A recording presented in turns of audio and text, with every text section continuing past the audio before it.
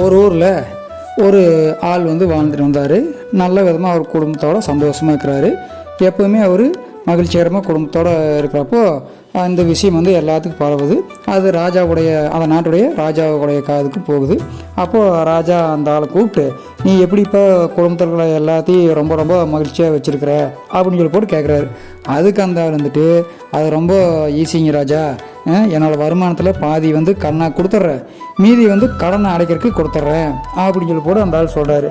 ராஜாவுக்கு ஒன்றுமே புரியல. என்னடா அது வித்தியாசம் சொல்கிறேன் அப்படின்னு போட்டு அவங்ககிட்டே கேட்குறாரு, என்னப்பா அது அப்படின்னு கேட்காட்டி அந்த ஆள் சொல்கிறாரு, ராஜா என்னை பெற்று வளர்த்தி ஆளாக்குறாங்களா அம்மா அப்பா தாத்தா பாட்டி, இவங்களுக்கெல்லாம் அவங்களுக்கு பிரதி உபகாரம் பண்ணுற மாதிரி பாதி பணத்தை நான் செலவு செஞ்சுருவேன். இது கடனை அடைக்கிறது.